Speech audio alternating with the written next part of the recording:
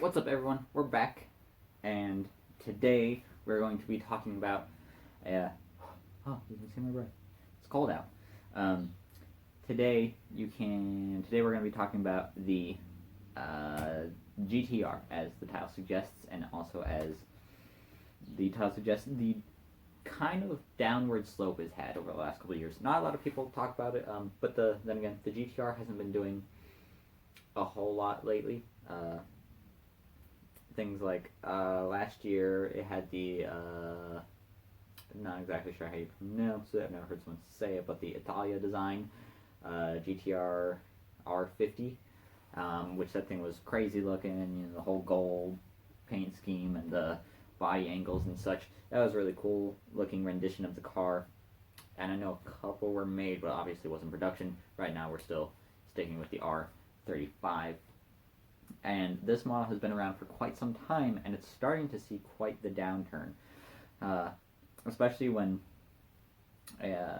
you're looking at things like the Acura NSX and stuff like that, which a lot of people don't like, but it's gotten better and things like that.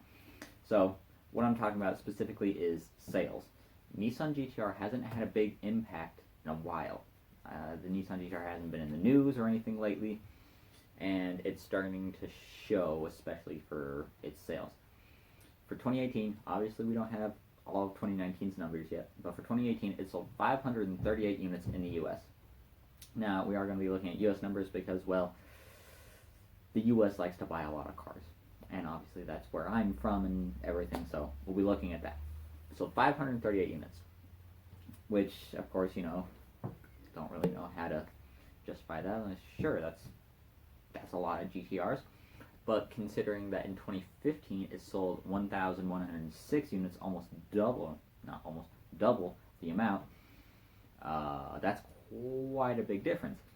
And in all the previous years, except for 2010, I believe it sold 800, it sold 1,000. The 2017, it was still in the 500s. 2016, I want to say it was in like 700s, and then 2015 was 1,000. 877,000. So the GTR did sell well here for quite some time, but that was back in the days when it originally came out, when it was a big wow factor. It was in, you know, Godzilla had come out, and it was this really radical all-wheel drive, crazy launch control, twin turbo V6 thing, and it was really cool. And it still is. But it's not quite as cool as it was. It's lost a bit of the magic and stuff. And hopefully we should be due for another one in the next year or two. I think if they try to run this out much longer, it's going to really go down in sales, especially since we're in a market where every single car sale is starting to become hard to come by, and things. People are buying less and less cars. Of course, there will always be people with money to buy these super expensive vehicles, things like the GTR. While it's not the most expensive, it's up there. And it also only comes with, I know I'm saying only comes with 565 horsepower for the regular model, and then the Nismo comes with 600. Both good numbers, but not quite good enough. Especially with the current generation, the 0 to 60 time of 2.9 seconds is beaten by the $60,000 Corvette. It's beaten by, and I think the best rival right now is the Acura NSX. It should be the Supra, because that's what the GTR originally went up against, was the Supra, but the Supra is just this weird thing that doesn't matter anymore. It looks cool and things like that, but that's another video. The GTR evolved and got better and better with every rendition, and is now currently the best GTR we've had. It looks amazing, but it's just starting to get old. Dodge has the Challenger that's been out for just about as long as the GTR platform, but they're at least keeping it new and fresh with new things every couple of years and stuff like that, so it doesn't feel old. It doesn't feel as old as it is over, I mean, the GTR is now over 10 years old. It's 11 years old. And when you have something like the Acura NSX, where it has the mid-engine layout, sure, it's made by Honda and Nissan, you know, two big Asian manufacturers. Got the mid-engine layout, making 573 horsepower, but it does have some little things that help it out, like the hybrid system.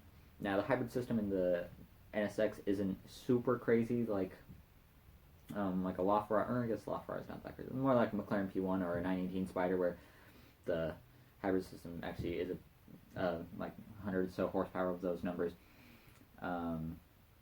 or some other cars that have very heavy hybrid leans and stuff like that.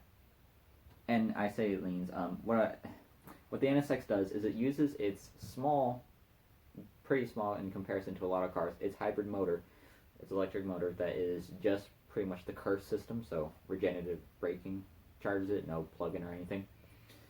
That gives it enough power to keep throttle basically going in between shifts, which is a really neat idea. So every time the car shifts, anytime any car shifts, even dual clutches, when they shift, technically there's a spot in there where no more power is being transferred, right? As it has to disengage and engage a new clutch system for the driveline and drivetrain, there is a spot of downtime. The electric hybrid system in the NSX is really smart. It's a smart way to do it, where they're not using a whole lot of weight, but they're still getting this little bit of extra always push, basically. So in between the shifts, it is still moving forward. It's still being pushed forward. That's really cool. GTR does have the dual clutch and everything, which is really quick and stuff like that, but it's at this point not having a hybrid system and things like that is starting to make you fall behind.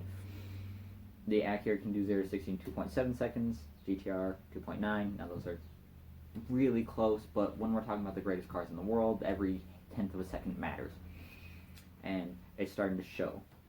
Just, again, Nissan sales. When was the last, I don't know, ad or whatever you saw for Nissan? When was the last super big video of like, ooh, the next big Nissan reveal? We haven't had anything like that in a while. And it's starting to show. So wow, I like the Nissan GTR a lot. I probably like it more than the NSX and things like that as a car that I personally like, but on paper it's starting to become not as good as everything around it. And that is the game. It is every car has to do something better in a different way that makes it necessary or wanted to be bought. And that's what sales are starting to show, is it's not necessarily the best in its class. It's not necessarily doing the best in any one category. Does it do a lot of stuff really well? Yes, but it's not doing enough good enough. So that's all. So hopefully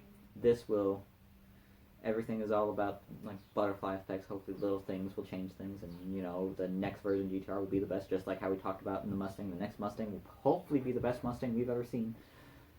Maybe the cheapest Mustang, who knows how they're going to go with that, but the next GTR is going to have to do something to help win its crowd back. And maybe just a new platform and a new design, new full update will be good enough. We'll just have to wait and see. So that'll do it for today's episode. These discussions and stuff are all going to be about starting conversations and things like that. Talk to your friends about these things. Just start talking, start discussing topics and things like that. Maybe it's like philosophical in a way and things like that. Just to think, basically. And that's what all this is about, is getting everyone to think about what might come and what might be next and what might be best and stuff like that. So that'll do it for today. As always, like, comment, subscribe, and I will see you in the next video.